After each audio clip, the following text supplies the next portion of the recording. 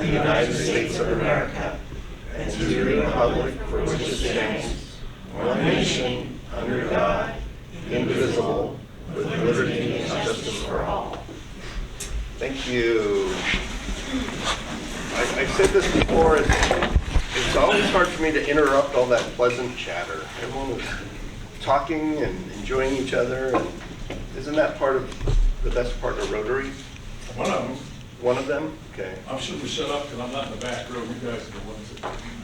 Yeah, usually you're in the back row as a troublemaker. But anyway, for welcome our guests. I think our guests have joined us by Zoom today, and so for your benefit, we try not to start right on time so people can socialize and visit, and then we have announcements and we talk for a little while. And so what's the latest I can turn the time over to all of you online for your presentation? Do you think this whole thing's 12:20, 12:25, something like that? Does that work? Does that give you enough time? No. Okay, we'll see if we can go that long. Okay, let me make a few announcements first. I won't say who, but someone said, please turn your phones on vibrate. I guess, I didn't hear them going off all last week or anything like that, but, put them on vibrate, check them later. There might be fines starting next year, just forewarning you guys.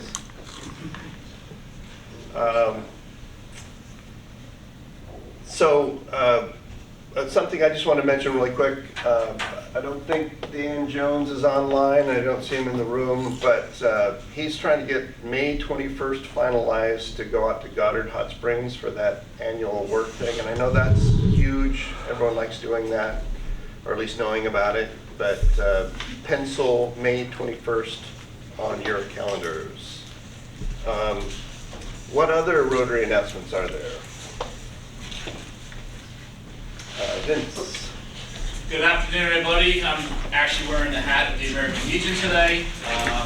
Earlier, we received a donation from the Rotary of $3,300. We were able to purchase the tables and chairs and all.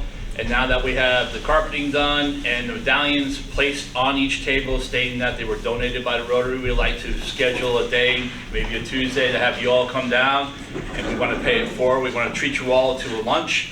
We'll open the club up for the Rotary members that day, so hopefully sometime here in the future we can schedule a luncheon. I have a cook crew coming in from the United States Coast Guard, and we want to say thank you to it. Cool. And that way we'll publicly announce it at the same time on the Facebook page. We didn't want to do it halfway. We wanted to make sure that each table had medallions on it, saying made possible by the donation from the Rotary. We want to make sure we gave public acceptance on that, saying that Rotary did this. It's very important for us. We pay that forward and let people know that you guys made that happen. And I also have raffle tickets on sale for the Legion of you who would like to participate. It's always great to hear back on the success of our donations. And I know the board was all really excited to help out the American Legion. So, any other club announcements? John? First, I want to recognize Brother Winter and thank him for the wonderful headwear he wore. And my pins. And ladies and gentlemen, it is my pleasure to advise you that as of 1:06 p.m. on Sunday, we sold our 4,000th ticket for the duck race. So it's all downhill from here, just 2,000 more to go. Actually, 1977 at this moment, and as soon as I go to Wells Fargo today, it'll be 1957. So it continues to move down. We're going to pick up the pace a little bit because a big part of what makes this work is momentum, and we have that now. We need to keep that. So if you have tickets, now would be a good time to start selling them.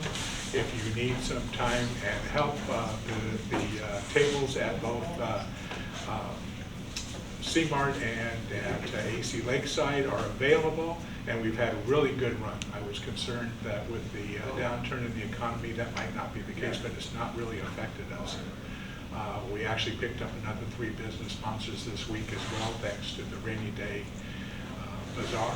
And so things are going great. We'll keep up the pace, and one of these days we have to start talking about the dreaded duck audit. April 15th. Oh, So also don't forget, doing support like we did last year, AC Lakeside, the Burnt Ends is gonna do another donation run. Basically, John's got it all down pat. People that come in, you're gonna buy a duck ticket, we're gonna feed you.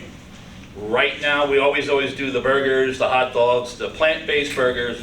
We're trying to get street corn in, but the menu right now, we're testing it, is gonna be grilled cheese tacos.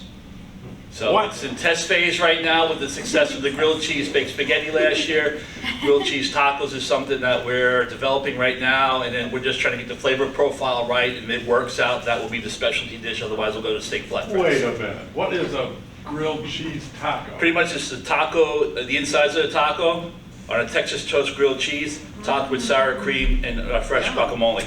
I'll be there. So basically, you just buy a ticket and you're in. From the taco. Yeah, it was very successful last year by purchasing the ticket ahead of time. We just fed everybody. It went streamlined, went very well and all. We had, I forgot who was out there dancing as the duck and all. A lot of the kids thoroughly enjoyed it. So, and with the burnt ends now that we're fine tuned and then getting to the competition season again and all of this will be our first structure getting out there ready to go. Who are those burnt in? That's the AC Lakeside Barbecue Team. And that'll be April 15th. From what time to what time? From 11:30 to whenever we run out of food. Okay, so someone or all of you could eat it right at 11 sharp and get a duck ticket, and then come back at 2 and maybe get a second one, right? Where is it? AC Lakeside. And what, So spread the word. April 15th, AC Lakeside. Any other club member announcements?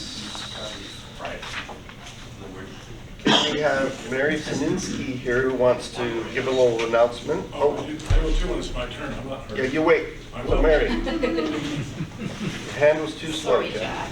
No, no, I'm not hurt. Can you introduce your husband too? Oh, yes. Do I stand back there? I've never been there. Do you want to? Yeah, you'll be on the Let's have screen you if you stand back stand here. Okay. Let's do this. Okay. So about right there, you'll get camera. Okay. Not that y'all want to see me. I want to see you. Okay, so I'd like to introduce myself. My name is Mary Siminski. I'm here with my husband Terry back in the corner. Moral support. And I just wanted to come and introduce something that I'm bringing to town. You might see these flyers around in the next few weeks. On April 7th, we are going to have Lieutenant Ryan Browning from the Homer Police Department, and he has developed an incredible presentation about parenting in the digital age. So we are, of course, in uncharted territory. We've never had a generation that's had access to so much. We have never been parents to children that have had access to so much. And we're having a very frank conversation of how this is actually affecting our children. We see every year the state of Alaska does a survey for school-age children, and it talks about different risks. And this year, in the 2019, the most recent one that they have, says almost half of the high school age girls report that they are feeling so sad or hopeless every day for 2 weeks or longer that they've stopped doing their usual activities. 1 in 3 has seriously considered attempting suicide, and 1 in 4 has made a plan to actually kill themselves. These are our numbers for our state. These are our young women. And when you let those numbers just resonate for a minute, it's shocking. And our children are hurting, and we have the ability to bring this gentleman here. I follow the Facebook page. Homer Police Department has an incredible Facebook page. They're very witty, they're very engaging. And so I've been following it for a bit, and back in January, they had posted that they were going to do this program. And I was like, we need this in Sitka. So I called Lieutenant Ryan before he even did his first presentation. I said, how do I get you to Sitka? We desperately need this. And he's like, well, let me give my first presentation, see how it goes, and then we can take a look at traveling. And I let him do the first one. I contacted him back and I said, did it go well? Was it well received? He said, it was incredible, Mary. Like, I feel really good about this. He didn't want to have it recorded, of course, for obvious reasons, because there's it's a frank conversation and it's confidential. You know, he's talking to parents about their concerns and their children.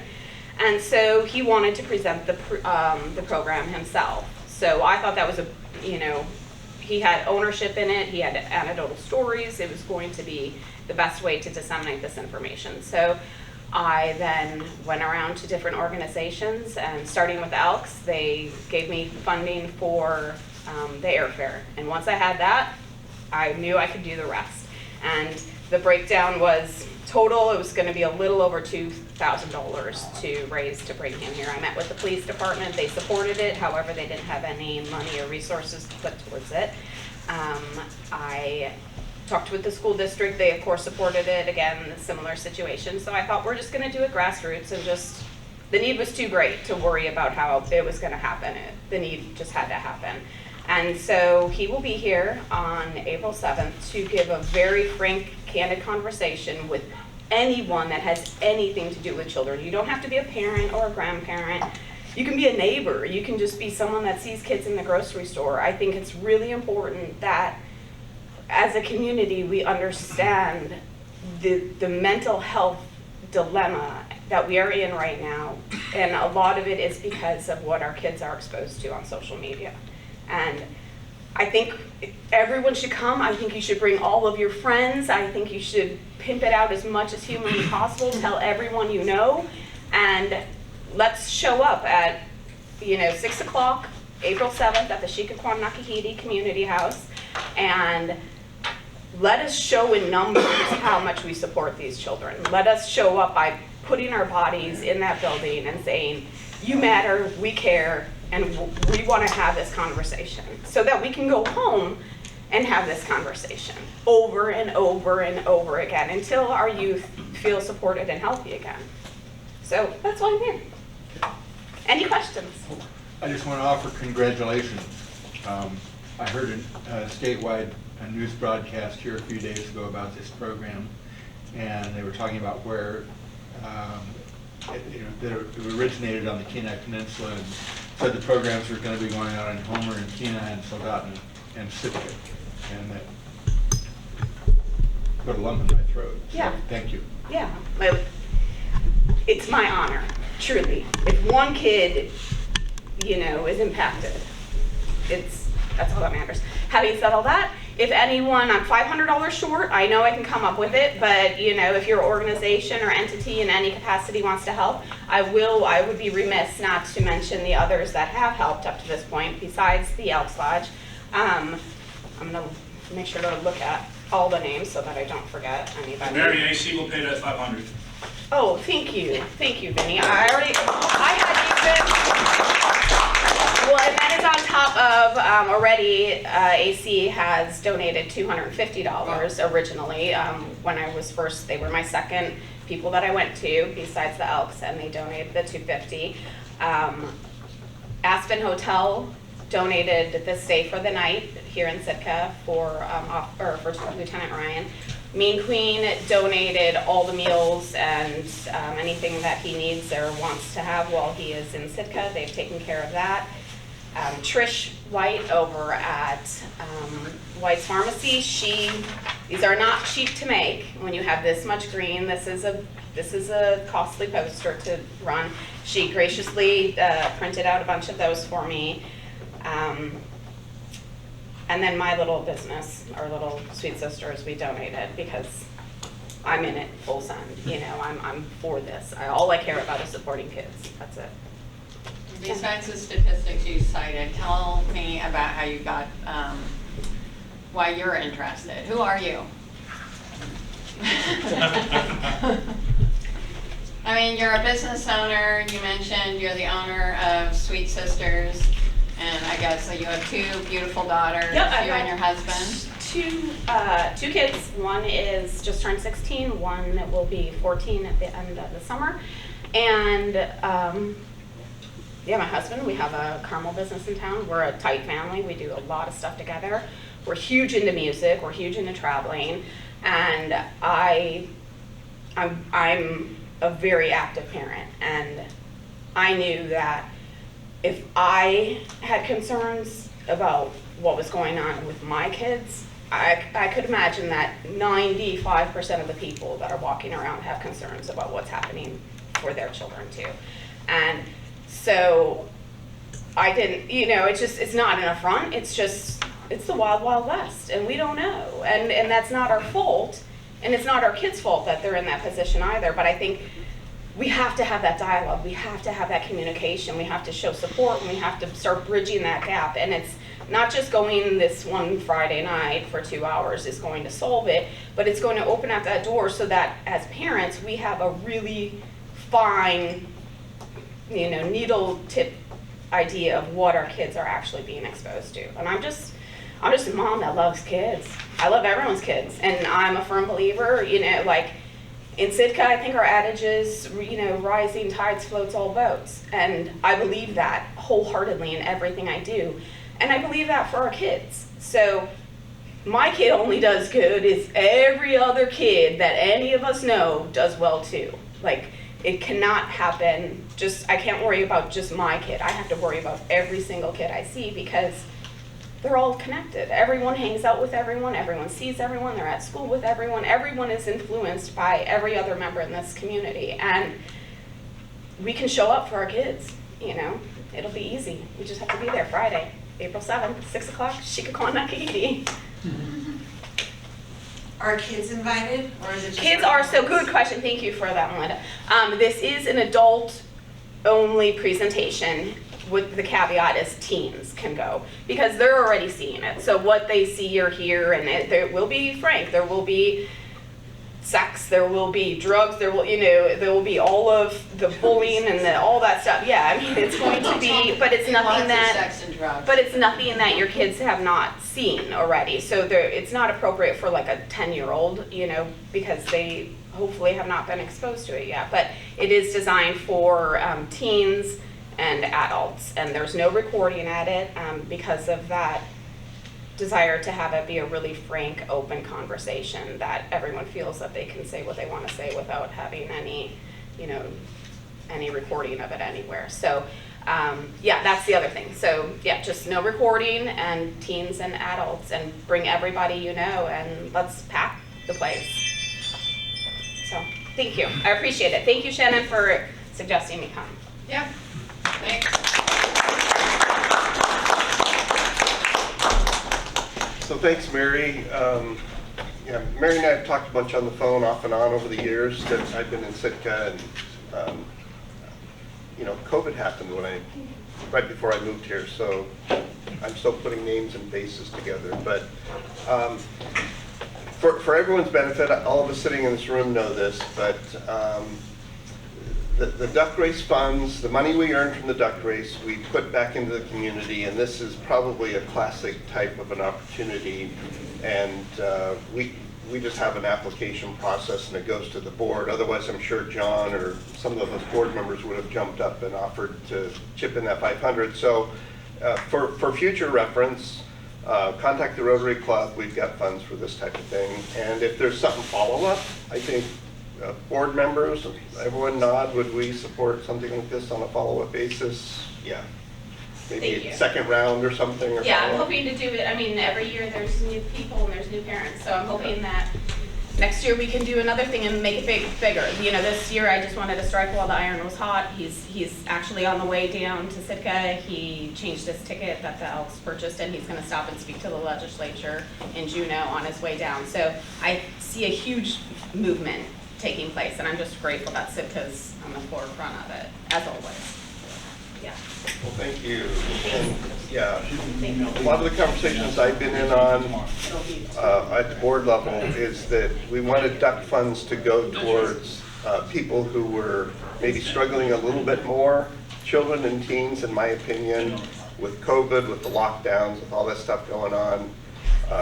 They're struggling more than they were before, and it was bad before. So anyway, thank you for that. Jeff, you had something? Yeah, real quick. Saturday, April 1st is a 100th anniversary celebration of the library. The food carts will be there at 11:30. There'll be a ceremony at 1. It'll be between the Centennial Building and the library. There'll be music. Come as your favorite author or book in a costume, and you might win a prize. There's an art show that Sandra Fontaine is putting together, and a lot much more. On April 8th, there's going to be a walk to visit all the 13 different places the library was, show up at 2 o'clock. April 20th, there's a pub quiz, essentially a trivia show or contest will be at the Centennial Building, and I'll have more information on that. And then a Louise Brightman tea, April 30th. And she, I guess, was a big deal here in the library. Sounds good, thank you, Jeff. And actually, since you're lingering a little longer, Mary, I mean, we could use a few more club members. So if you want to join Rotary, let us know. Thank you. We need active people involved in the community like you, and I think I can speak for all the Rotarians. I think in general, all of you are. So we care about Sitka. We want Sitka to be a better place. I can't talk and juggle cameras at the same time. I probably should have put the camera back on me. But were there any other announcements from club members? Okay, I'm going to start by reading bios. Our presentation today is the Braveheart volunteers, and I'll read quickly the 4 bios and then kind of turn it over to all of you. I don't know who's speaking first. I'll leave that all up to you. My understanding is that you can all access screen share if you've got a PowerPoint. But Dr. Ellie Jensen is the newly elected chair of the BHB Board of Directors. She joined the board last November. Is Ellie waving? I guess we see your name by your picture. Shortly after moving to Sitka with her husband, U.S. Coast Guard Commander Vincent Jensen, and their son, Ellie, was a medical doctor in the United Kingdom and has extensive experience in hospice and palliative care. Her warm, caring manner makes her a natural fit for the BHB mission, and she has already proven to be a valuable addition to the organization. And then we have Michelle Friedman, wears many hats at BHB. After serving as the board chair for 4 years, she is now assisting the vice chair. Michelle has been an active board member since 2016 and a volunteer since 2017.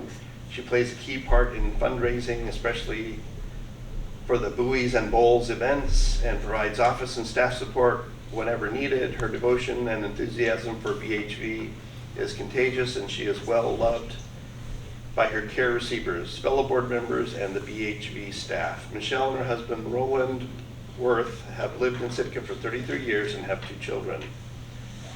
Thirdly, Angie Del Moral is the executive director and has worked for BHB for 3 years. She began volunteering in 2015 after attending a grief support group for widows. Angie is passionate about the BHB mission to help Sitkans who are experiencing grief, loneliness, or nearing the end of life. Her primary role is to secure funding for the organization, oversee finances, and manage all operations and staff. Angie has lived in Sitka for 39 years. She has 2 daughters and 5 grandchildren. Catherine Winslow has been the program manager for 2.5 years. Catherine is known as the BHB matchmaker. She completes intakes for new care receivers and volunteers, then skillfully matches them to cultivate meaningful bonds. She also coordinates bedside support for those at end of life grief support for the bereaved, and oversees the training and management of all volunteers. Catherine has lived in Sitka for 22 years and enjoys meeting new people, listening to their stories, and learning from them, especially elders. So I'll turn the time over to you guys, and I'm going to change the camera to the group. Sometimes people have questions and will raise their hand, or if we have Zoomers, they'll put their little hand up on the screen. But take it away, Braveheart. Thank you. For having us here today. So Braveheart we're champions for those experiencing loneliness, grief, or end of life. We have several different programs. The companionship program, somebody might feel lonely, they might just want somebody to come and visit. They're often the elders, maybe they're not driving anymore, or they're not driving at night. Could be just somebody just needs a friend, or they maybe just had a little surgery and they are homebound for a while, or could use a little bit of extra help around the house. So volunteers will go in usually once a week. We can adjust accordingly depending on needs. And I love it when I hear people come up to me later, both the care receivers or the volunteers, and they say, I just love my person that you matched me with. I'm so grateful. And they'll tell me little stories like, we sat out on the lawn chairs and we had a little tea and it felt really special. Or they'll just call and say, yeah, somebody stops by every week and I just love him or her. So that's really rewarding to know that we're helping to provide support for the elders, but also our volunteers learn a lot from the people they're visiting. And they come back to me and say, oh, what a fascinating and inspiring person he or she is. And I love hearing those stories also. So end of life, we provide not only education for people who might have family members or somebody who are nearing end of life, for the volunteers also who are wanting to be end of life volunteers. So we provide respite for family members, but we also will sit bedside with somebody who is either actively or inactively dying. And our people are trained to do that. It sounds dismal to some people, but our volunteers look at it as kind of a safe space to be allowed into that. The grief is another entity that we provide grief support. So maybe a person was at end of life and now we provide grief support for their family members, or maybe it's just somebody we haven't had any part of their lives so far and they show up and they are in grief. So we provide support groups, retreats, friends in grief, which is I simply pair a volunteer who's been through some training and has experienced grief and is willing to show up and walk alongside whomever it is in grief. We do all these without charging the people also. We serve everybody, any age, any socioeconomic background, any faith background, non-faith. And it is an honor to be allowed to show up there. We had one lady who was new to town and called, so we were able to provide end-of-life services for her, and I was able to talk to her, and I asked people things that you don't always get to talk to people about in mainstream society, but I do ask them, like, what do they want for at the end of their life? What would that ideal thing look like? What kind of music do they like, etc. And I had one lady, new to town, so she didn't have any family members or friends here. And she was super cognizant and such when I first met her. And she said, oh, I love country western music, yeah. And then as she neared end of life, and I had some volunteers going in, and they talked with her, heard some of her story, etc. And then when one volunteer went in, and she was always prepared, and the lady was not responsive so much anymore, but was hooked up to a oxygen heart rate monitor such, and the volunteer had put a whole bunch of country western music on her phone and brought a little speaker in, so she played that country western music for the person at end of life and actually watched her oxygen level and heart rate go up. And then when the music ended, so did the gal's life. But we get to be able to be there for people when maybe the rest of society is afraid to show up. So a lot of people, and I'm program manager, so I do the intakes. They call me the matchmaker because I do an intake interview and application for the volunteers, and then I do an intake interview for the people who are calling us. It takes courage to call up and say, hey, I want some help or I need some assistance. Do you have anyone to help with this? Or show up at these really, really vulnerable times. And then I will introduce the volunteer with the person. And I'll also introduce a volunteer to another volunteer so that we can kind of tag team. That way the volunteers don't have to feel guilty if one has to be out of town. The person is always going to have somebody consistently coming in. I also do facilitate the trainings for end of life, trainings for new volunteers, grief support, grief retreats, etc. I sometimes plan events.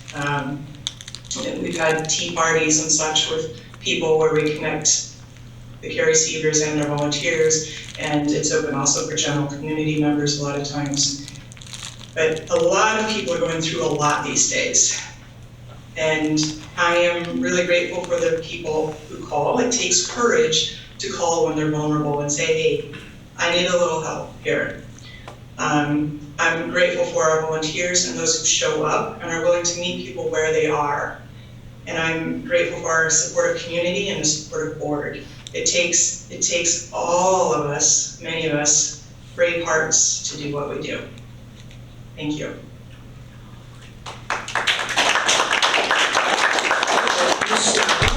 I'm up next, and I have worn a few hats for Brave Heart Volunteers, and I am on the board, but I'm going to talk a little bit today about being a volunteer. And I've also taken on that in my life, time to visit weekly. I've done a few of them end of life as well, and then I've done, I have one volunteer right now one care receiver that I would visit with once a week.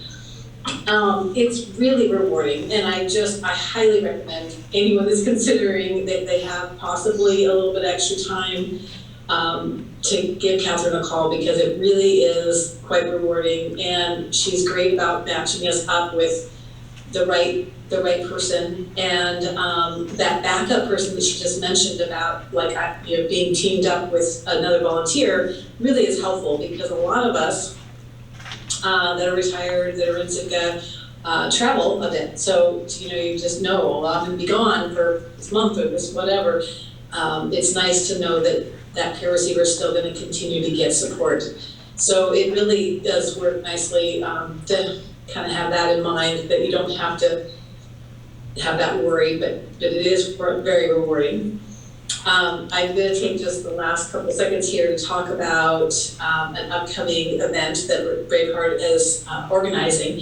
And next Tuesday on April 4th at the Pioneer Home Chapel in the evening, it's starting from 6 to, we're probably going to go to about 8 o'clock.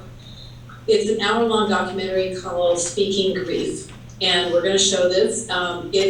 The premise of this movie is that in general, our society doesn't do grief very well. We all grieve differently, and we also have, maybe you don't know who's grieving. So you're walking down the street and you don't know that this friend is grieving, and it comes out in other ways. And so then sometimes you do know. So sometimes you know, oh, my friend lost her son, and then what do you say? Do you say? And what's helpful and what's hurtful.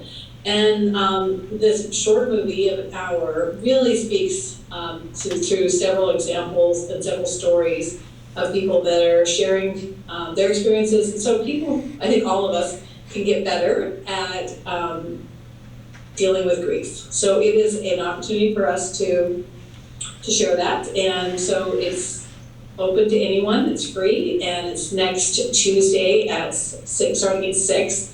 The movie's actually going to start at 6:30.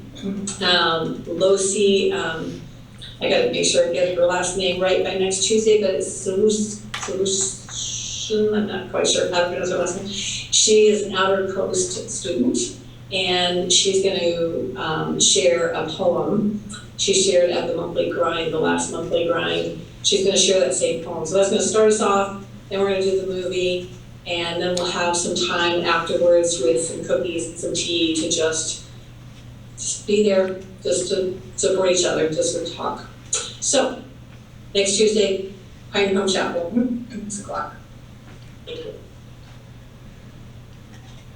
I'm Angie Villarreal, and I'm the executive director, and I kind of see my role as the one to guard the heart. I oversee operations and all the nuts and bolts that keep BHV thriving, so that we can continue to be here for the people that need us, but also for our volunteers, because we are an outlet for them, and there's a lot of good that comes from volunteering, and so it's important to me to be here for the volunteers and the care receivers and get out there and fight for the funds, kind of be that kind of advocate. So I also promote community awareness, and that includes the newsletter and advertising, social media, the website, things like that, to make sure that people know about our services. And in fact, I still think of the Rotary quite often when I see our logo, because you all helped us when that was redesigned. You helped us, you provided funds for us to be able to purchase new signs and other promotional materials. So we're always grateful to you for that. I work with Catherine a lot, the program manager, to make sure that the programming is relevant and meeting the needs of the community. And a couple examples, recent examples of that would be, we're seeing a real increase in people needing our grief services, or even people feeling isolation from the pandemic. So Catherine and I work together to, kind of round out the grief support services, and we've been adding new things to meet those needs. We also, during the pandemic, we realized, our volunteers weren't able to go in and serve at the bedsides of people because of contact and direct contact, things like that. So we created a short course and end-of-life care support course for family members where they could call in and we could kind of, some people felt like they were just thrown into the deep end, and so we were able to provide a little bit of support to them that way and let them know, hey, this is what you might see at the bedside, this is what you might expect, and that type of thing. So we really try to meet the needs of the community wherever they're at, whatever is going on. And but I feel like probably one of my most important roles is to mind the finances and to obtain the funding so that we can continue to be here for the people that need us, and we can continue to provide services free of charge. So our three main sources of income are through grants, donations, and fundraising. I research the grants and I write them and I manage them, and with a lot of fantastic help from our board treasurer, Gloria Pies.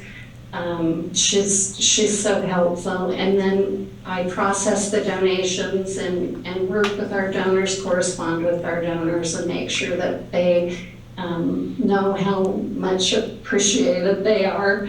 And then I also work closely with the board to make and meet our fundraising goals. And so that's kind of, Ellie's our new board president, and so I'll turn it over to her.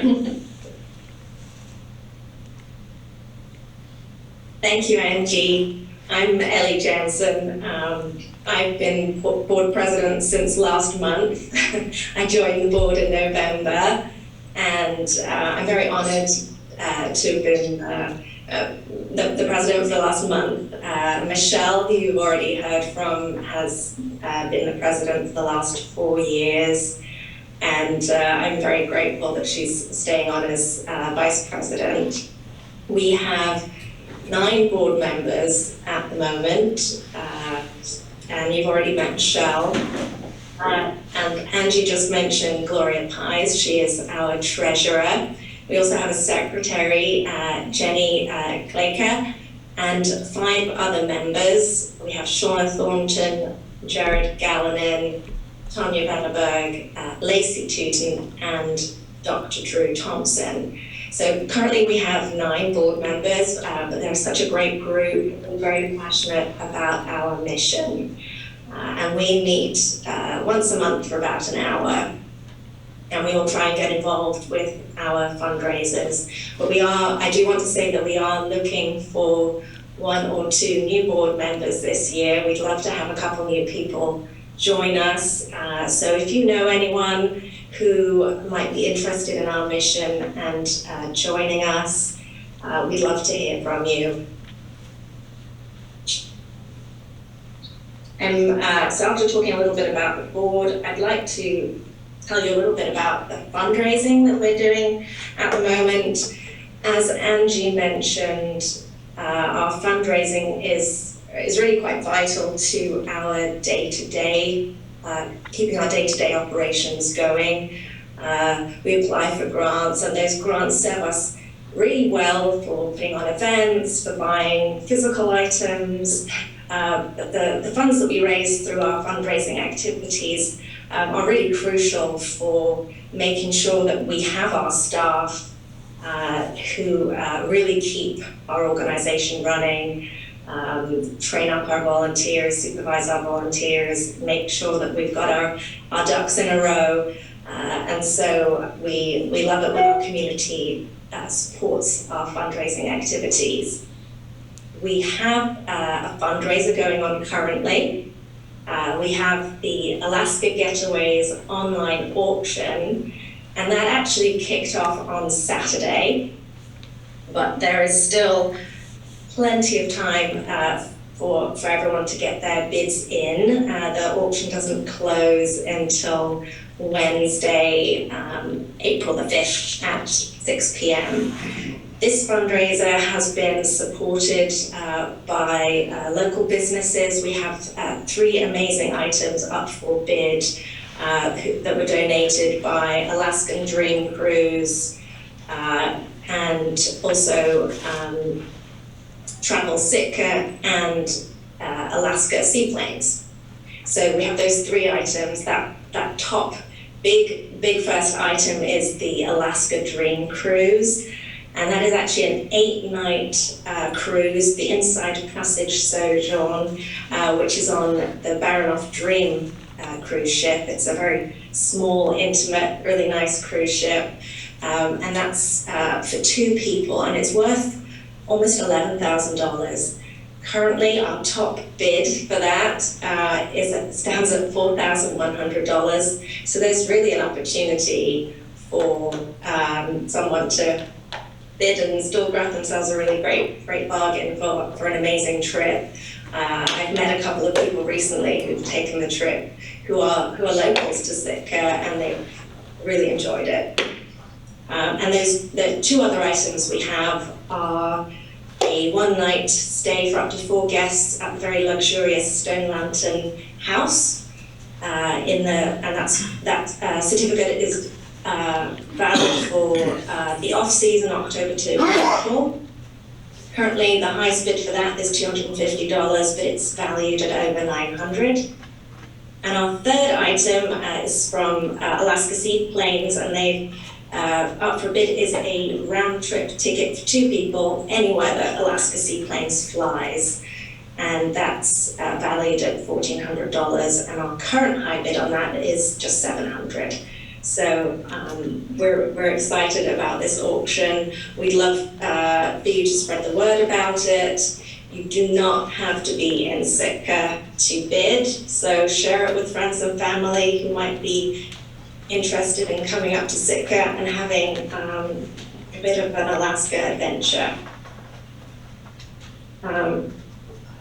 As well as our online auction, I'll just mention 2 other fundraisers that are coming up this year. You may be familiar with Braveheart's Bowls event. We've had that going on for a couple of years now, and we will have our Bowls fundraiser again on the 1st of July. And similar to previous years, we will have hundreds of beautiful ceramic bowls available for donation, as well as delicious serving of soup. So that's a lunchtime event at Centennial Hall on July the 1st. And again, we will be having our buoy and art auction this summer. So in May, you'll see the buoys go up along Lincoln Street.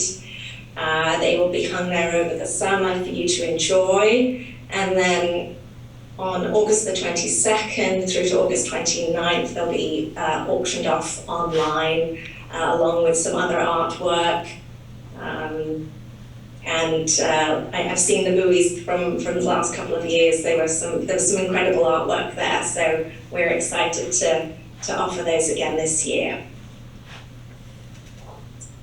So that's it for our fundraisers so far for this year.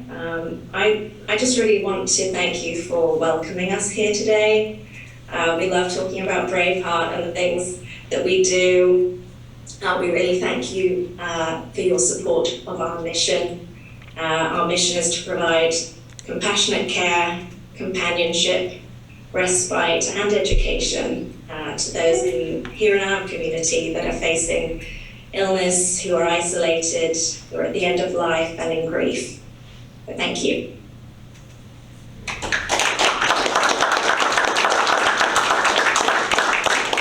Questions? If anyone has any questions, we'd be very welcome to you're very welcome to ask questions. We'd love to talk more about Braveheart if you want to know any more. So, we have a question in the back. Paul? Yeah, this may have been covered already, I may have missed it, but in general, if a person wanted to volunteer, what kind of a time commitment would be expected in order to be of, to make it a meaningful impact? Is it a weekly, and maybe there's a range? So if somebody could kind of translate some of that question, I lost part of it, but it sounds like it's addressing, if somebody wanted to volunteer at Braveheart, what kind of skills and things are you looking for? And time commitment, yeah, just let us know that, where they can volunteer, what type of time commitment. I mean, you mentioned a couple of board positions. I mean, Okay. what are you required of a board member? I'm not hearing all of that audio, but in the volunteering process, if somebody wanted to volunteer, we're not looking for any specific skill sets or anything. A compassionate heart is what we need. So people come to me, they fill out an application form, or you can fill it out online, and then do an interview with me. I also do a background check and find out what sort of things you would find an ideal Braveheart volunteer situation. If somebody says, oh, I want to be only at end-of-life things on the weekends, that's great, I can plug you in for that. I had one lady said, I really like to clean, I really don't like to be, it seems stressful right now, but I want to do something behind the scenes, and if there's anything else, great. Yes, we can use help cleaning. I got somebody wanted to help play bingo. She has memories of playing bingo with her grandfather, so I've got her set up at Pioneers Home. But yeah, you just let me know like what works for you on your schedule and your desires, and I listen to that. And then I've also been listening to the care receivers and find a good match for you. Thank you. Okay. Any other questions? Yes. How is family involved in like end-of-life issues, or is it mostly with? John, I'm not hearing anything, John. He asked, how is family involved with some of the end-of-life issues? Still not hearing. Still not hear you. Maybe chat it to us. Maybe, could you say the question again, because I didn't hear any of it. This might help. So sometimes reading lips helps, but John was wondering on how families are. We've lost your audio completely, I'm afraid. Okay. Can you put it in the chat? I'm gonna type it in the chat. If I can find chat. It's still hard to hear us? Bear one moment, I'm gonna go try to fix it. Okay. We've got our audio expert.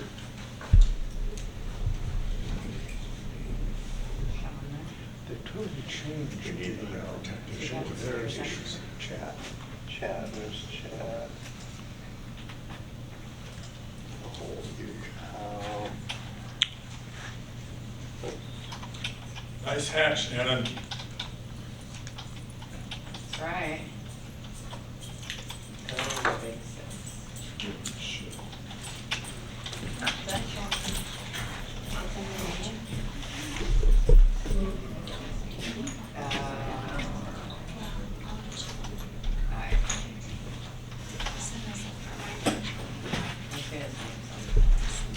Okay, as they're getting the audio back on, I do see in the chat, how are family members involved with end of life?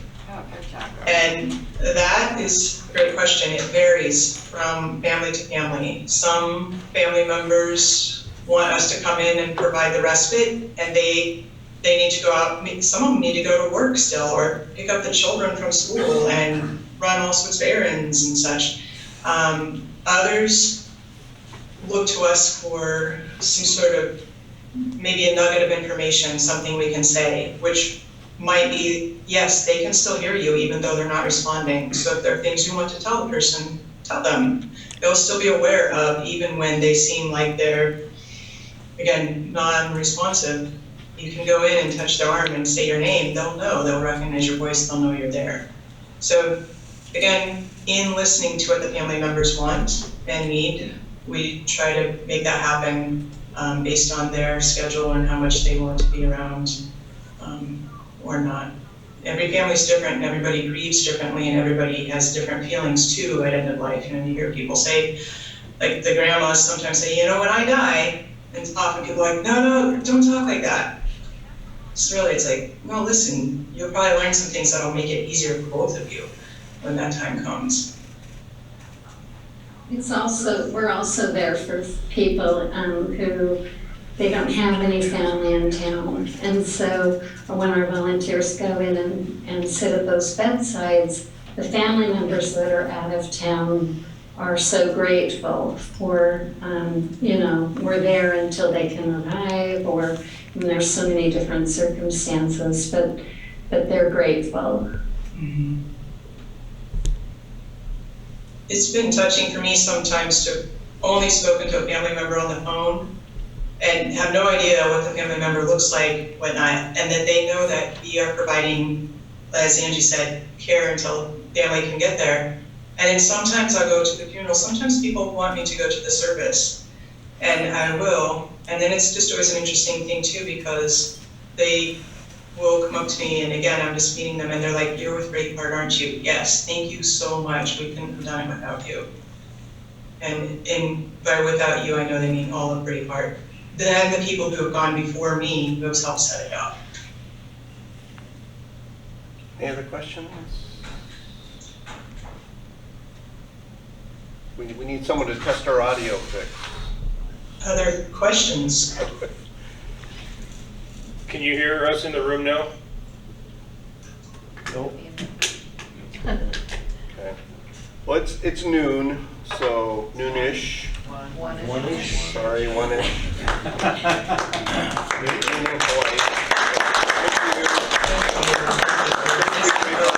Talk with you. Thank you. We could hear you to the end, so thank you. Thank you. Appreciate all the Rotary members on SitkaRotary.org is our calendar going forward. Next week, Jasmine Shaw, 4-H. The week after that, Jess Goodsweiler, Shelter Box. April 18th, Jason Cuddy of the ATF is going to give us an ATF 101 presentation. And then April 25th, representation up from the cloud. So got good program scheduled. See you next week. Thanks, everyone. That's